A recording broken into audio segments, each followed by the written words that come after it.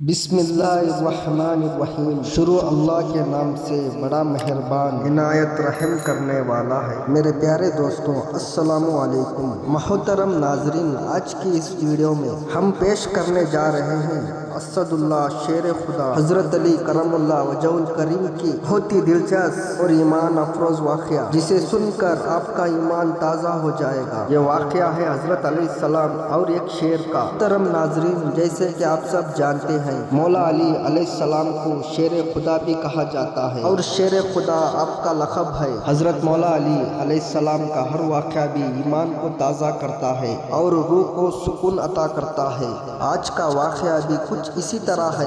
ایک مرتبہ حضرت علی علیہ السلام تشریف فرمائے تھے، بھی ایک شخص حضرت علی علیہ السلام کی خدمت میں حاضر ہوا اور عرض کرنے لگا، یا علی علیہ السلام، میں سفر کا ارادہ رکھتا ہوں، مگر مجھے راستے میں شیر اور جنگلی جانوروں کا خوف ہے۔ یا علی علیہ السلام، میں کیا کروں؟ وہ شخص کی بات سن کر حضرت علی علیہ السلام نے اپنے ہاتھ میں جو انگوٹھی پہنی تھی اتار کر وہ شخص کو دے دی، اور پھر حضرت علی علیہ السلام نے فرمایا، اے بندہ خدا، جب بھی تمہارے پاس دوران سفر کوئی شیر یا کوئی درندہ آئے، تم اس کو یہ انگوٹھی دکھا دینا اور یہ کہنا، یہ انگوٹھی علی ابن ابی طالب کی ہے۔ وہ شخص جیسے ہی اس انگوٹھی کو دیکھا تو اس شخص نے وہ انگوٹھی حضرت علی علیہ السلام سے لے لی۔ اس کے بعد اپنے سفر کے لیے روانہ ہو گیا۔ جس راستے سے وہ جانے والا تھا، اس راستے میں جنگل سے وہ گزرا، اس کے سامنے اچانک سے بڑا شیر آ گیا۔ جیسے ہی اس نے شیر کو دیکھا تو وہ شخص گھبرا گیا، لیکن پھر اسے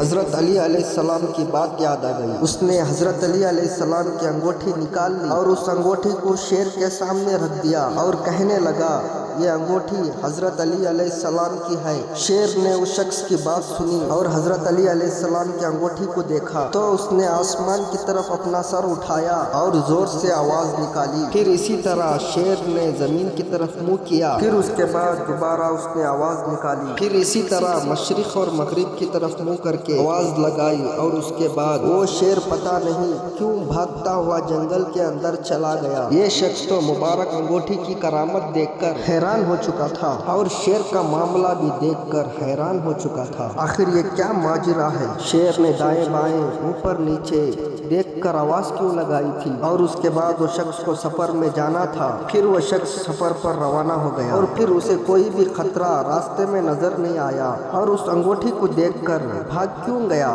اور اس نے اپنا سفر آرام سے طے کر لیا۔ اس کے بعد اپنے سفر سے واپس آنے لگا تو راستے میں اسے کوئی مشکل، کوئی پریشانی نہیں آئی اور وہ واپس آسانی سے آ گیا۔ جب وہ شخص اپنے سفر سے واپس آیا تو پھر حضرت علی علیہ السلام کی بارگاہ میں حاضر ہوا۔ آ کر سلام کرنے کے بعد عرض کرنے لگا، یا علی علیہ السلام، میرے ساتھ ایسا معاملہ پیش آیا ہے۔ تو شیر نے آپ کی جب انگوٹھی دیکھی تو اس نے اپنا منہ آسمان کی طرف کر کے زور سے آواز لگائی، پھر زمین کی طرف منہ کر کے پھر زور سے آواز لگائی، پھر ایسے ہی مشرق اور مغرب کی طرف منہ کر کے زور سے آواز لگائی اور بھاگتا ہوا جنگل کی طرف چلا گیا۔ اس شخص کی بات سن کر حضرت علی علیہ السلام نے فرمایا، اے بندہ خدا، کیا تم کو یہ پتا ہے کہ شیر نے ان آوازوں میں اور اس نے آسمان اور زمین کی جانب منہ کر کے آواز نکالی اور مشرق اور مغرب کی جانب منہ کر کے آواز لگائی تو شیر نے کیا کہا تھا؟